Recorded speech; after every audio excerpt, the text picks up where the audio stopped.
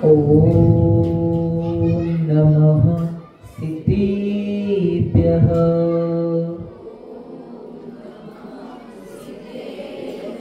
ओम नमः सिद्धेभ्यः।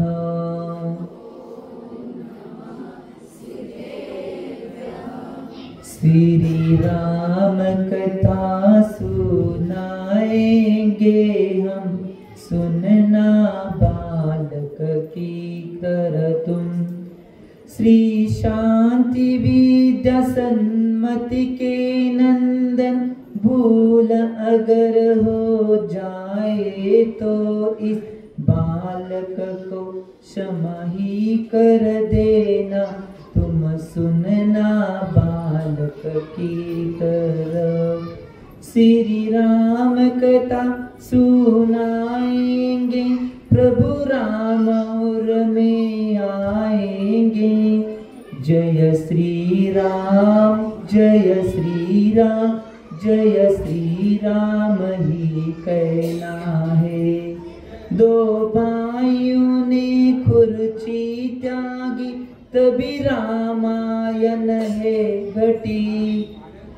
जय श्री राम, जय श्री राम, जय श्री राम ही कहना है।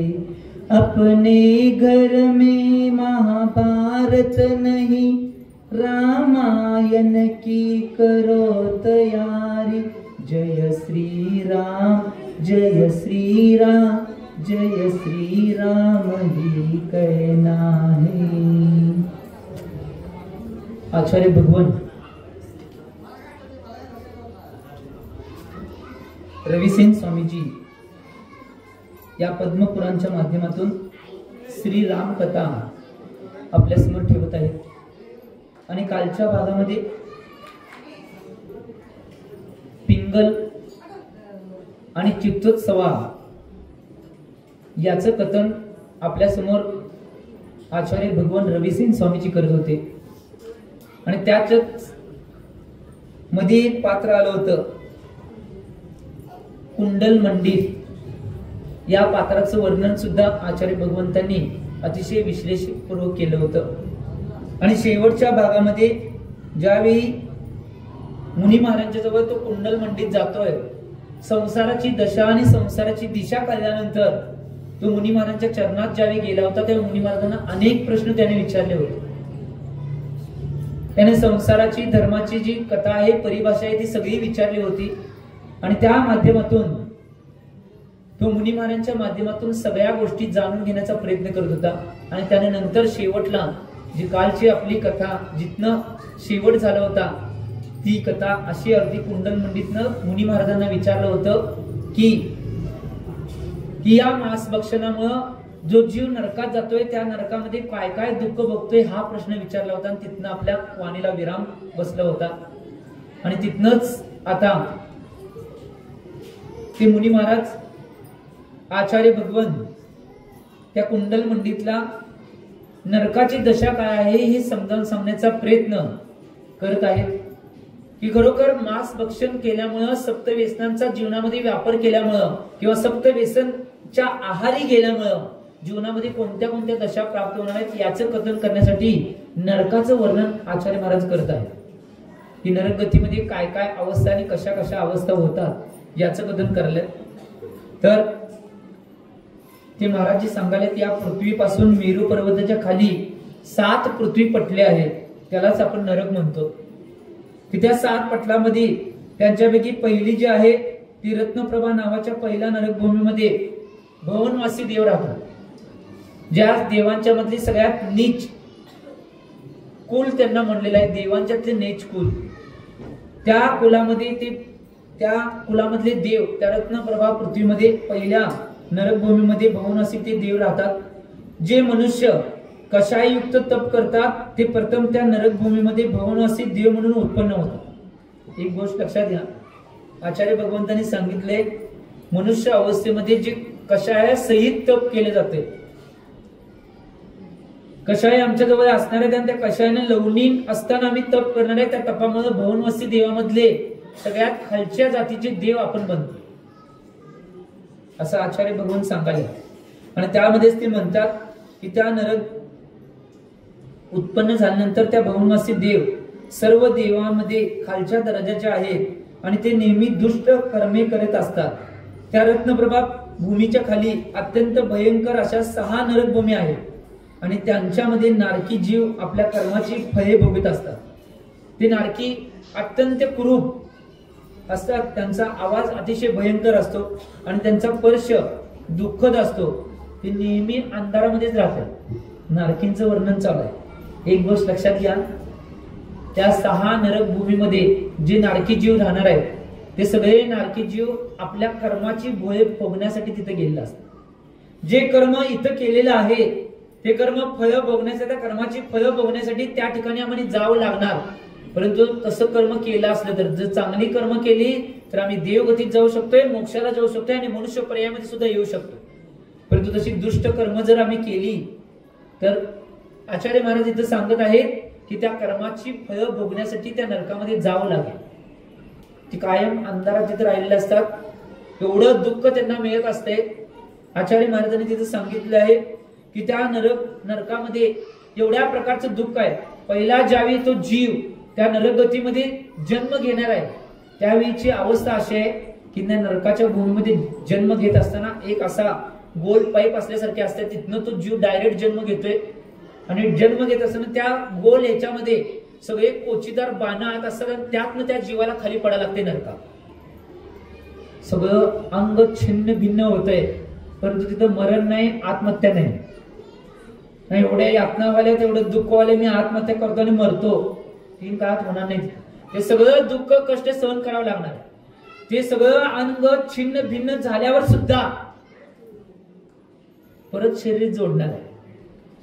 परंतु दुःख तेवढीच भोगायला लावणार आहे. तिथं जेवढ्या खर्चटल्यावर, हात तुटल्यावर, बोट तुटल्यावर जेवढं दुःख होतंय तेवढं तिथं दुःख भोगावंच लागणार आहे. आणि तिथली भूमी अशी आहे की त्या भूमीवर नुसता या मनुष्याने जर पाय ठेवला 2000 विंचू चावल्यावर जेवढं दुःख होतंय त्याच्यापेक्षा जास्त दुःख नुसतं नरकाच्या भूमीवर पाय ठेवल्यावर होतं.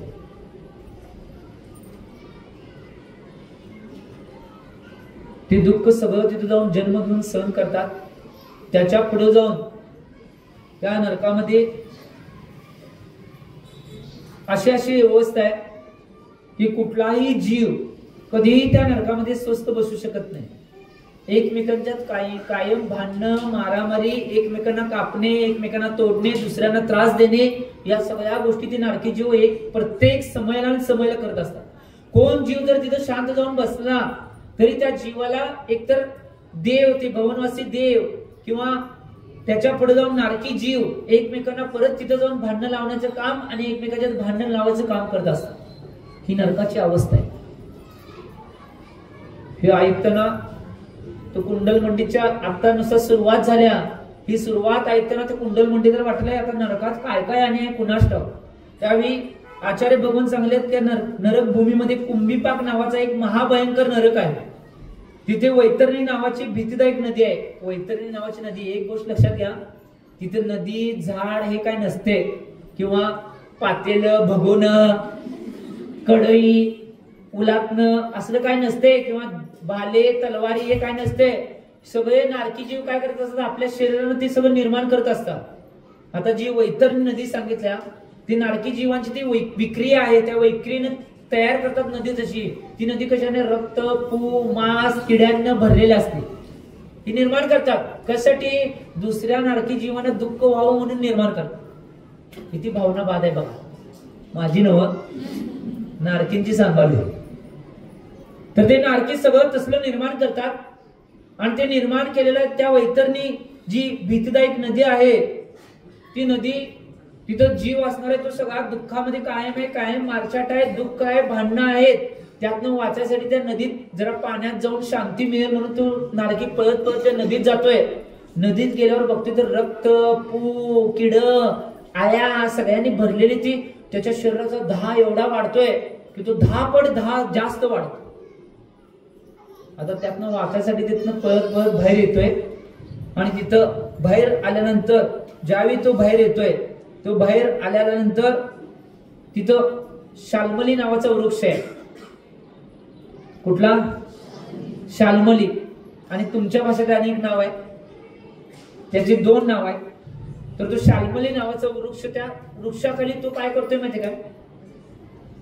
ही जी शरीराची दाह झालेली आहे, शरीराचा जो दाह झालेला आहे, तो दाह रोखण्यासाठी तो झाडाखाली जायला बसतोय. परंतु झाडाची पानं आहेत, ती पानं तलवारीच्या पातीप्रमाणे, भाल्याच्या पात्याप्रमाणे, तीक्ष्ण असे जे हत्यार आहेत त्या हत्यारप्रमाणे पाला असतात. तिथं बसायला गेला की सगळी पानं गळून पडतात आणि त्याच्या अंगाला छिन्न भिन्न परत तुकडे तुकडे करतात. मरण होत नाही का? नारकी जीव आहे, जोपर्यंत त्याची आयु संपत नाही तोपर्यंत तिथनं तो निघून येऊ शकत नाही. आत्महत्या तिथं नाही, रेल्वे खाली जातो, पुलाखाली जातो, पाण्यात जातो, औषध बाटली आणतो, काही होत नाही तिथं. इथं काय चालत नाही. जोपर्यंत जेवढी आयु बांधल्या तेवढी आयु तिथं भोगायला लागणार आहे. म्हणून इथं आचार्य भगवान सांगायला त्या कुंडल मंडित, तू हे सगळं पाप करतोयस, या पापामुळे नरकात हे सगळं दुःख भोगायला लागणार आहे. ही गोष्ट लक्षात घे. कुंडल मंडितला ते आचार्य महाराज सांगायला की नरकामध्ये काय काय दुःख आहे. त्याच्या पुढे जाऊन तो ज्यावेळी त्या तिथं गेल्यानंतर त्या ह्याच्यापासून तिथनं आणि झाडापासून पळत इकडं तिकडं पळत जातोय. तो कशासाठी? आणि कुठे तर सुख मिळते का किंवा शांत मिळते काय बघायसाठी इकडे तिकडे पळत असतोय.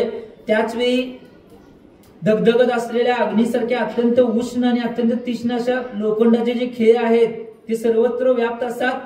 आणि जे कोणी मांस खाणारे आहेत त्या व्यक्तींना शिक्षा आहे. त्या व्यक्तींना त्या खेळाला परत खेळावर टाकलं जातंय, खेळावर बांधलं जातंय आणि वरन हातोडी मारले जाते. एवढं सगळं दुःख, एवढं सगळं दुःख त्यातनं वाचायसाठी आणि परत तुकडे तुकडे झाले शरीर परत जोडल्यानंतर आणि इकडे तिकडे पळायचा प्रयत्न करतोय. परंतु त्यावेळी तर सोडत नाही. काय करतात? त्यावेळी परत त्याला पकडलं जातंय आणि एक मोठा कढई असते, त्या कढईमध्ये तेल घातलेलं असेल, ते उकळत असलेल्या तेलामध्ये टाकतात आणि त्याला हलवतात. का? सगळ्या शिक्षा आहेत.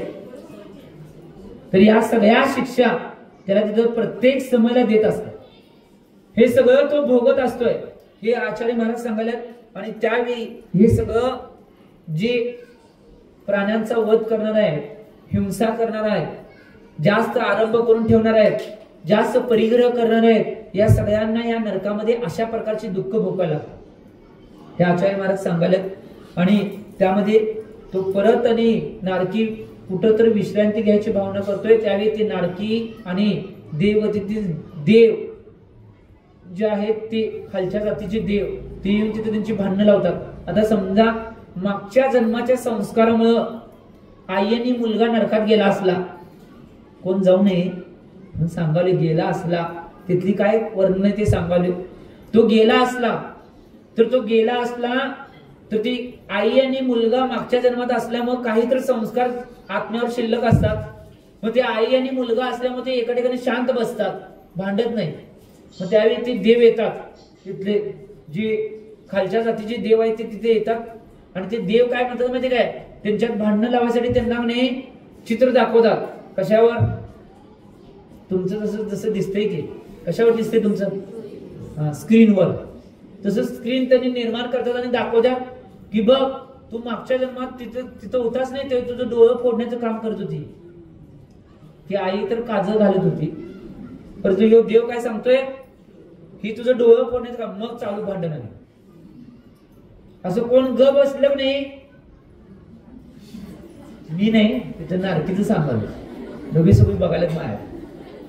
तर ते सगळं तिथं काम चालू असतं, तरी सुद्धा एक समय सुद्धा वेळ त्यांना शांत बसून देत नाही. तेवढं सगळं क्रिया चालू असतात. या सगळ्या क्रिया तो ऐकत असतोय. आणि कुंडल मंडितचं मन सुद्धा एवढं विकसित होतंय, एवढं सगळं दुःख आम्हाला त्या नरकामध्ये भोगायला लागलाय. नरकामध्ये तर एवढी उष्णता, एवढी थंडी आहे. ती थंडी केवढी आहे माहिती तुम्हाला? 3 नरकांची विभागणी केलेली आहे. 3 नरकामध्ये थंडी असते, 3 नरकामध्ये उष्णता असते.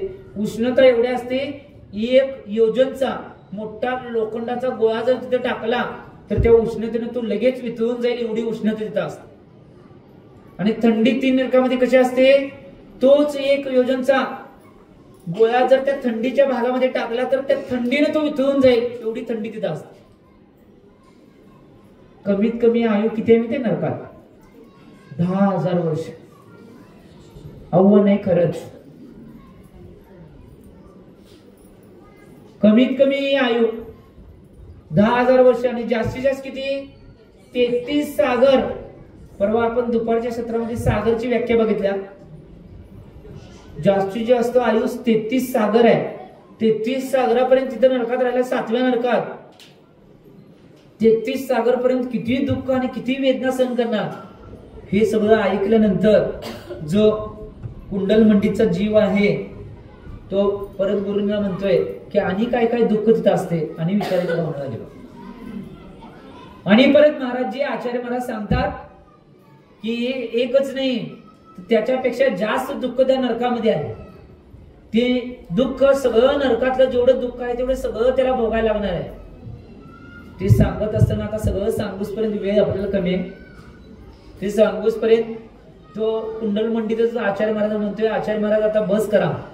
हे ऐकून मला असं वाटायलंय की मी कुठं जाणार आहे, काय होणार आहे कुणास ठाऊक. आता मला भीती वाटायला लागली, मी जर तिथं गेलो तर माझं काय होणार. तो हे ऐकून भीतीदायक त्याचं वातावरण त्याच्या मनामध्ये झाल्यानंतर तो जोरात ज्यावेळी जोरात वरडून महाराजांच्या चरणावर जातोय आणि महाराजांच्या चरणावर जाऊन तो म्हणतोय महाराजांना की हे गुरुदेव, तुम्ही हे सगळं सांगितलं, परंतु सगळं सांगितलं, आता मला एक सांगा की ही सगळी दुःख आहे, ती सगळी दुःख ऐकल्यानंतर मला असं वाटलंय माझं काय होणार आहे कुणास ठाऊक. मला जर हे सगळं फेडायचं असेल, यातून मला वाचायचं असेल तर माझ्या जीवनामध्ये मला काय करावे लागेल असं कुंडल मंडित विचारतात.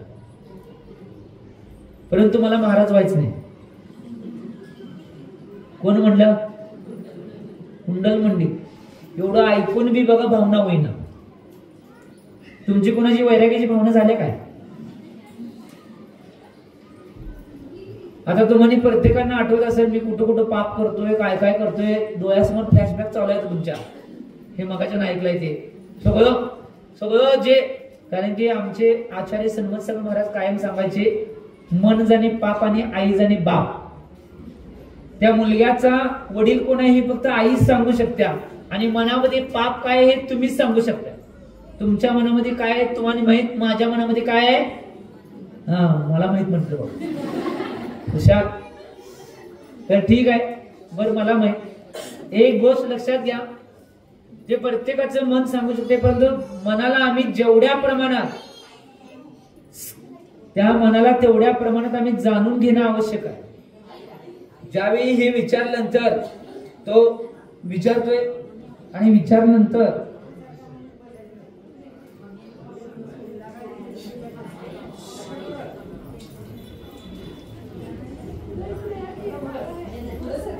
तो विचारल्यानंतर कुंडल मंडित आहे, तो कुंडल मंडित विचारल्यानंतर आचार्य महाराज सांगतात की एक गोष्ट लक्षात घ्या, ज्यावेळी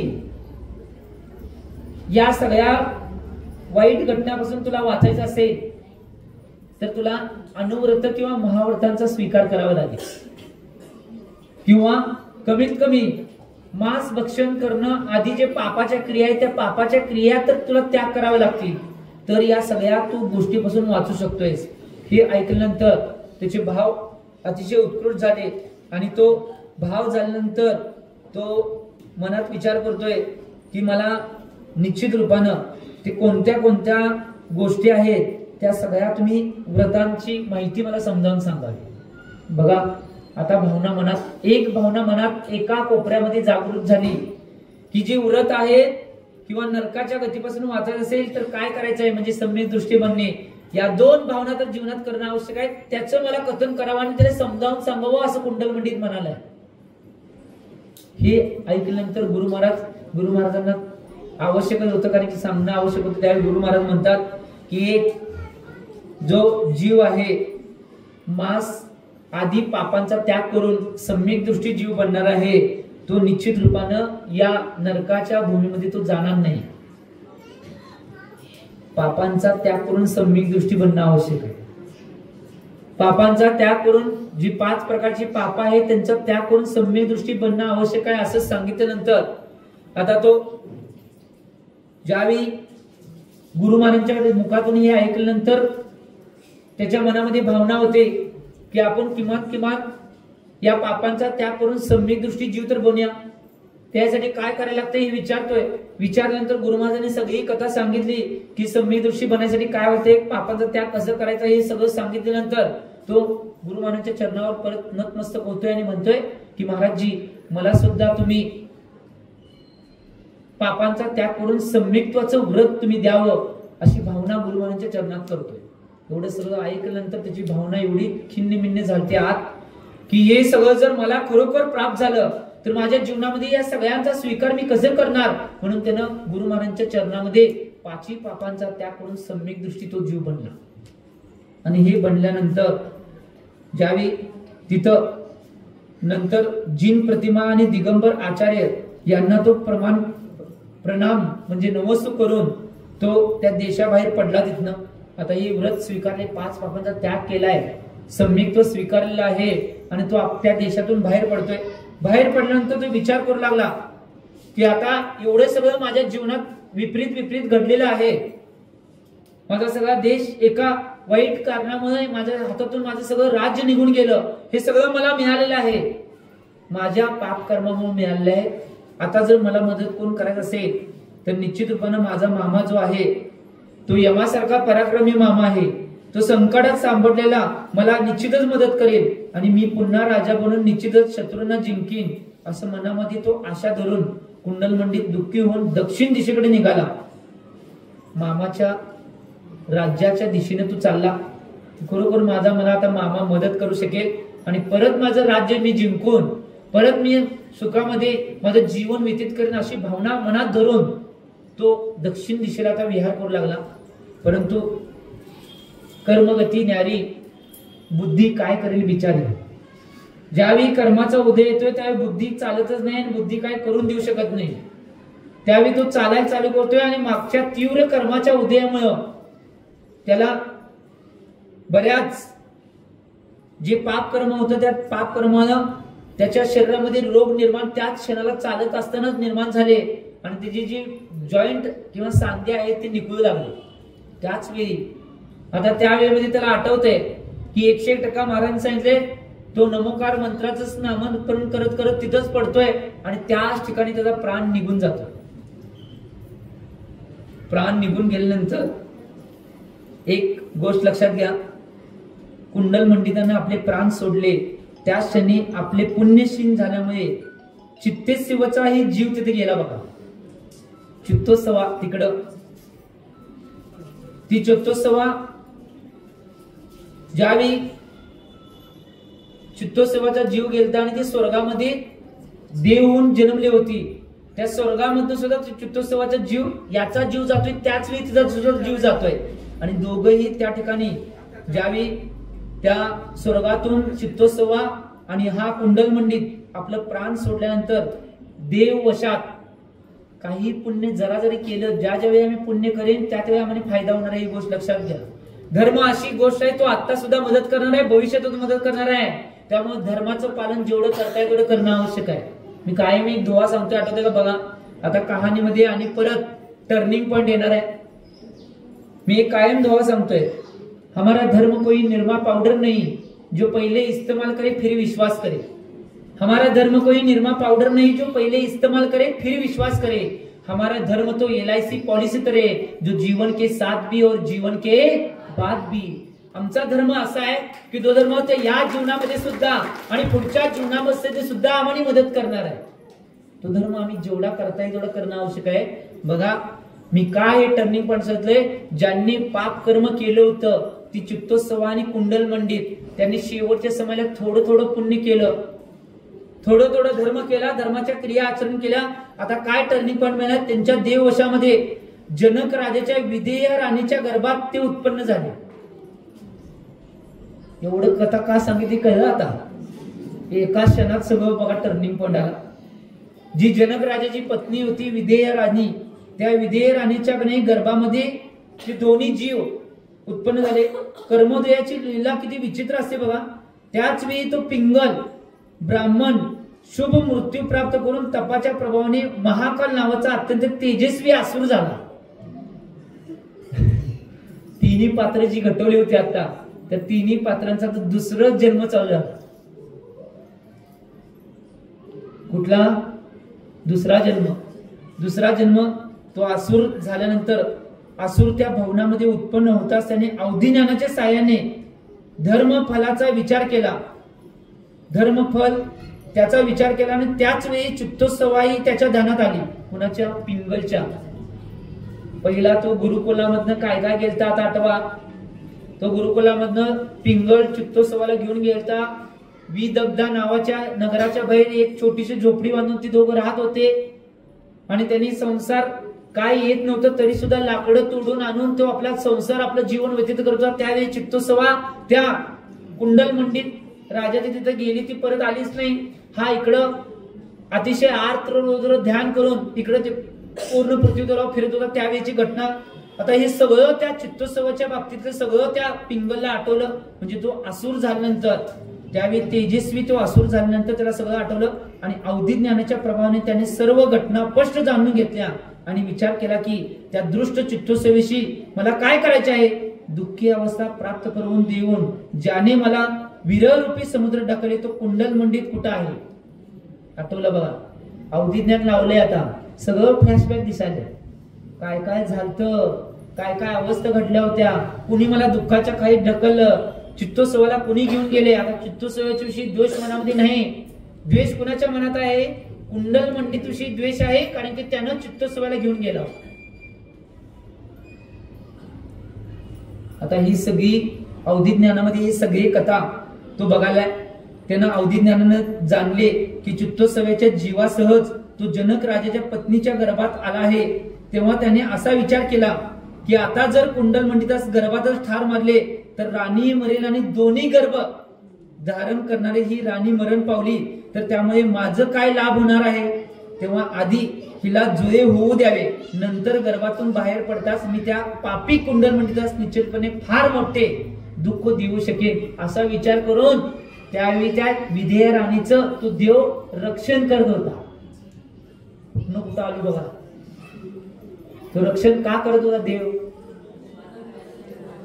तो रक्षण करत नव्हता. रक्षण करायचं मूळ कारण होतं तो बाहेर आल्यानंतर त्याला मी मारणार म्हणून तो त्या विधेया राणीचे कणे गर्भाचं रक्षण तो देव तिथं थांबून करत होता. तो जीव कुणाचा होता? पिंगलाचा जीव होता.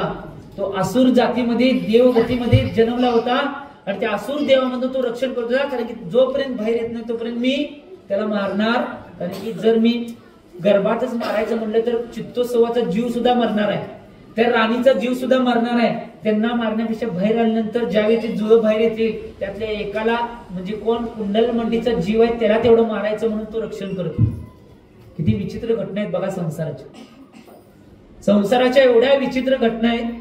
ज्यावेळी वेळ येईल पुढे एक वेळ येईल संसारामध्ये एवढे सगळे दुःख कष्ट आहेत.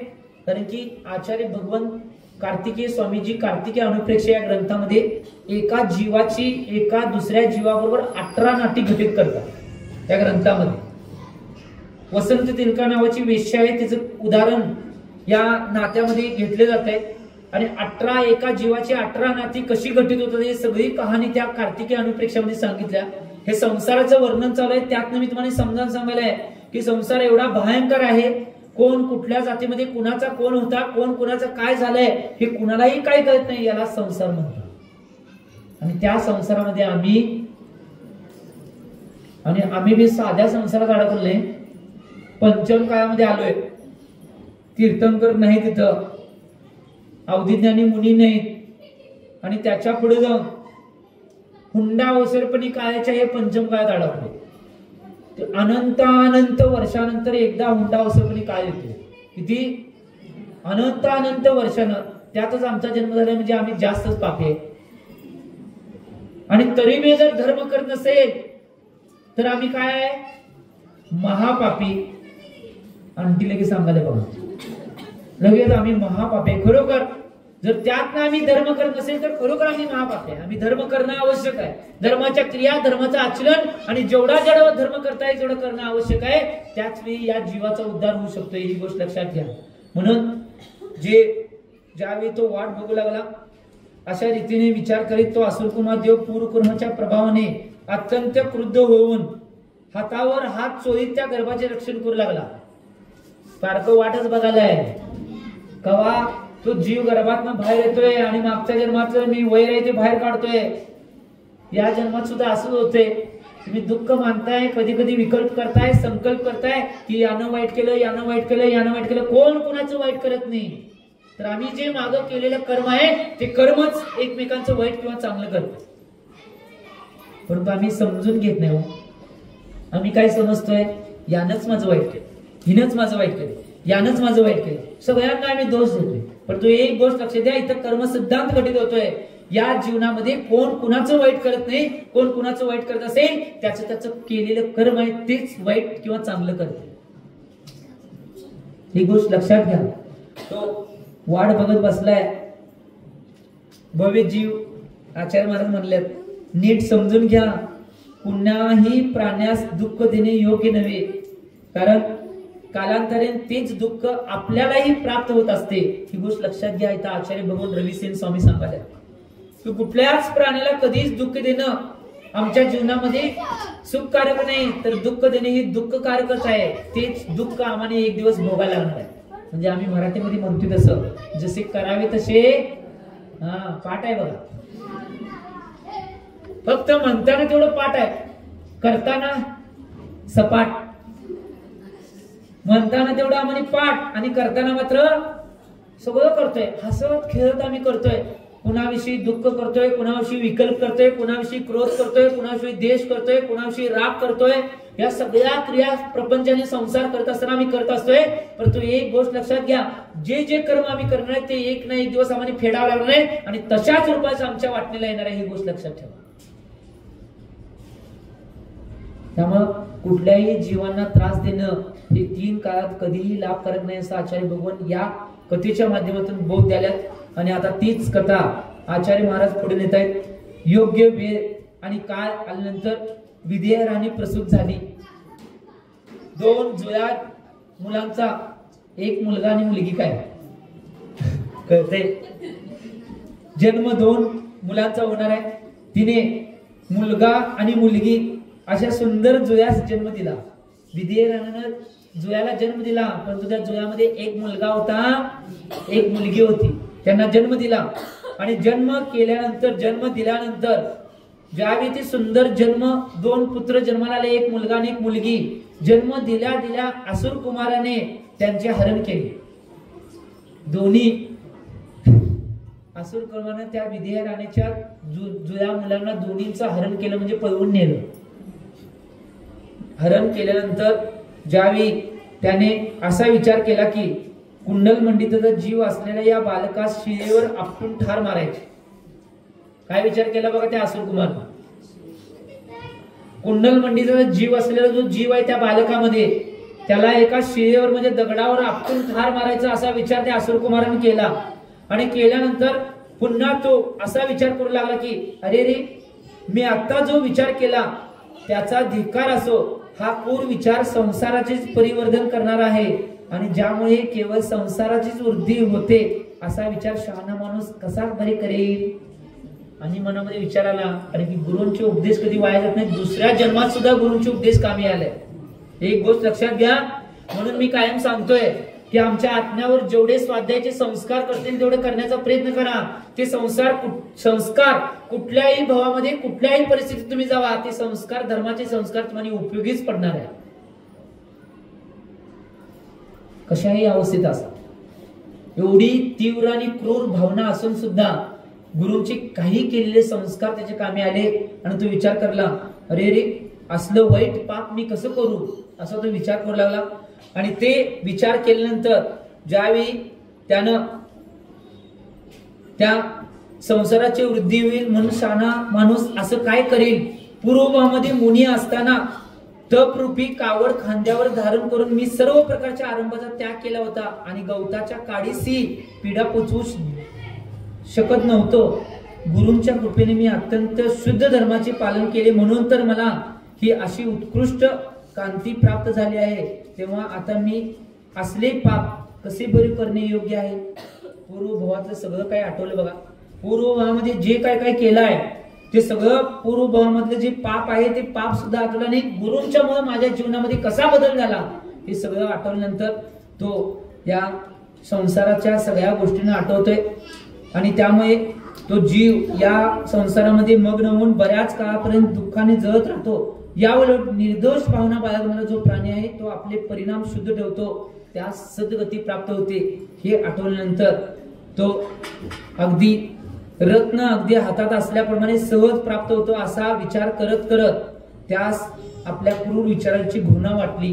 आता त्या असिल कुमार देवाला सगळं मागचं आठवल्यानंतर आपल्या क्रूर विचार मनामध्ये आले, ते सगळ्यांची घृणा तो करू लागला की मी किती वाईट आहे, मी अशी भावना केली, अशी विचार केले, अशी तो भावना मनामध्ये आता करू लागला. आणि तो अशी भावना करत असताना त्या घृणा केल्यानंतर ज्यावेळी त्याने त्या बालकाच्या कानामध्ये तेजपुंज किरणाने युक्त अशी कुंडले घालून त्यास अलंकृत केले. त्या बालकाला आता जो कुंडल मंडित होता त्या बालकात ज्याचा जीव जो होता नाही त्याच्या कानामध्ये सोन्याची साधी नव कशाची सोन्याची कुंडल मंडित कुंडल घातला आणि त्यात अलंकृत केलं आणि पर्ण लघवी नावाच्या विद्येने युक्त करून त्या सुकर ठिकाणी सोडून दिले. पर्ण लघवी नावाची एक विद्या आहे, ती विद्याधरांच्याकडे असत्या. म्हणजे काय केलं जातंय, कुठल्या जीवाला त्या विद्येत सोडायचं आहे. आता पान एक असते, त्या पानावर त्या जीवाला सोडताना ती पान सोडून देतात, त्या जीवाला कुठलीही बाधा होत नाही. ती पर्ण लघवी नावाची विद्या आहे, ती पानाला व्यवस्थित योग्य ठिकाणी नेऊन सोडते. ते अशा विद्येच्या द्वारे त्याने योग्य सुकर ठिकाणी त्या विद्येनं त्या जीवाला सोडून दिले आणि आपल्या इच्छित ठिकाणी तो निघून गेला. त्याच रात्री चंद्रगती नावाचा एक विद्याधर आपल्या उद्यानात थांबला होता आणि आकाशातून पडत असलेल्या त्या सुखास पात्र असलेल्या बालकास त्याने पाहिले व उल्कापात आहे की विजेचा तुकडा खाली पडत आहे असा संशय घेऊन त्याने आकाशात उड्डाण केले. तेव्हा त्यास ते शुभ बालक दिसले. मोठ्या आनंदाने त्याने त्या आकाशातच पकडले आणि उत्तम शयेवर झोपलेल्या आपल्या पुष्पवती नावाच्या पत्नीच्या कुशीत नेऊन ठेवले. एक गोष्ट लक्षात घ्या, कोण कुणाचं वाईट करू शकत नाही, कोण कुणाचं चांगलं करू शकत नाही. एक गोष्ट लक्षात घ्या, जर अंतरंगात भावना तुमचं कर्म चांगलं असेल तर कुठल्याही ठिकाणी जरी गेला तरी सुद्धा त्या जीवाचं कल्याण होऊ शकतं. आता आईपासून याला बाजूला करून कुठं नेऊन कुठं सोडलं कुणास ठाव, तरी सुद्धा आता विद्याधराने का धरलं, आता सगळ्या प्रकारच्या विद्या वगैरे शिकू शकतोय. शिकणार आहे की नाही ते पुढे बघेल. परंतु एक गोष्ट लक्षात घ्या, त्या जीवाचं आयु कर्म चांगलं होतं, बलवत्तर होतं आणि त्याने शेवटच्या समयाला केलेला जो धर्म होता तो धर्मच कामी आला. त्या धर्माच्या बलावर आणि धर्माच्या प्रभावावर त्याचं निश्चित रूपानं पुण्य सुपुण्य उदयात आलं. त्यामुळं या सगळ्या घटना व्यवस्थित रूपाने घडत आहेत.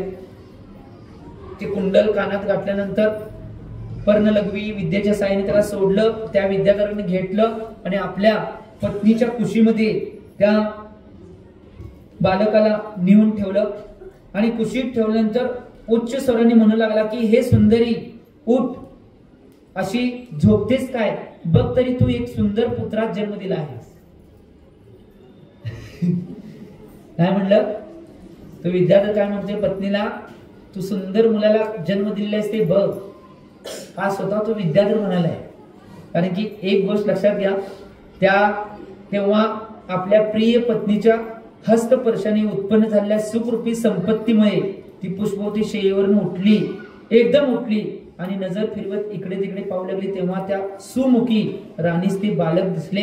त्यांच्या तेजोमय किरणाने तिची उरली सुरली झोप ही पार उडाली आणि अत्यंत आश्चर्यचकित झालेल्या त्या प्रियदर्शनीने पतीस विचारले की नाथ, कोणत्या पुण्यवती स्त्रीने हा बालकास जन्म दिला आहे. तेव्हा तो म्हणाला, कारण की ती सुद्धा विद्याधरांची पत्नी होती, त्याला सगळ्या गोष्टी कळत होती आणि त्यांच्याजवळ सगळ्या प्रकारच्या विद्या विद्याधरांच्या जवळ असतात.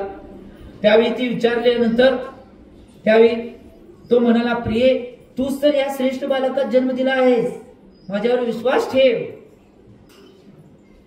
आता बघा, बालकाचं पुण्य उदय झालं म्हणून हा विद्याधर सुद्धा खोटं बोलायला. जीवनात एक गोष्ट लक्षात घ्या, असे जर पुण्याचा प्रसंग आला तर कोणी कुठल्याही गोष्टी बोलते, परंतु त्या जीवाचं चांगलं मात्र होतं. तुम्हाला माहित नसेल, आचार्य सन्मत सागर महाराज ज्यावेळी श्रावक अवस्थेत होते त्यावेळी तुम्हाला माहित असेल, जुन्या माणसांना, आता म्हातारी झालेल्या लोकांना माहित असेल की लातूरचा भूकंप झाला. लातूरचा भूकंप एक भयानक अवस्था होती. महाराष्ट्र राज्यामध्ये सगळ्यात भयानक अवस्था त्या लातूरच्या भूकंपात झाले होते. आणि आचार्य सन्मत सागर महाराज श्रावक अवस्थेमध्ये स्वाध्याय मंडळामध्ये, फिरते स्वाध्याय मंडळामध्ये होते.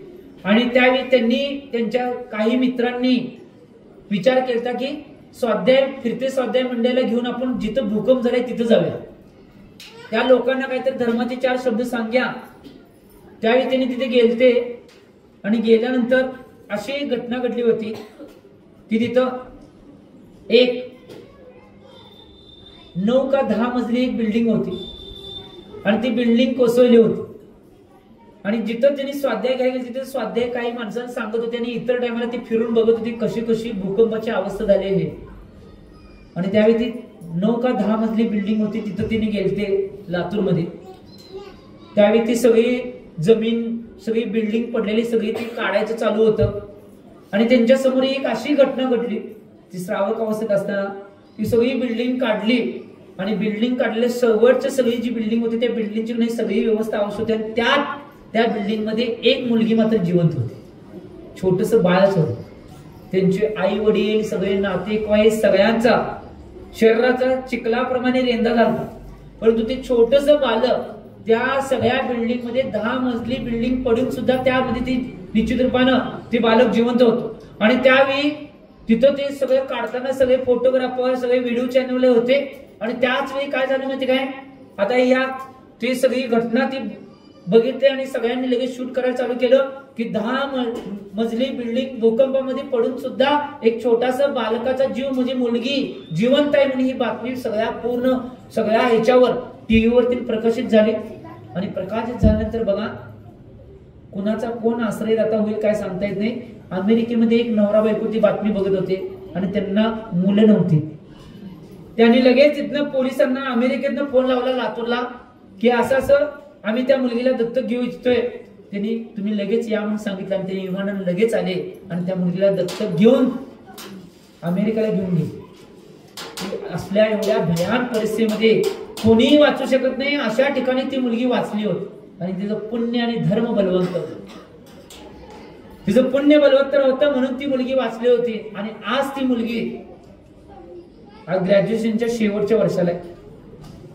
ही मुलगी, जे लहान बाळ होतं, माझ्या मते किती वर्ष झाले असतील मला बी माहित नाही. आता तिथं लई शिकतात सोडा, परंतु बघा, जिला काही मिळणार नाही ती अमेरिकेसारख्या ह्याच्यामध्ये देशामध्ये शिकू लागली. आणि शिकून पूर्ण आता बाकीच्या गोष्टी माझ्या मते की नाही 2009 किंवा 8 ला त्यावेळी ती ग्रॅज्युएशन पूर्ण करत होती. आता साल किती आहे,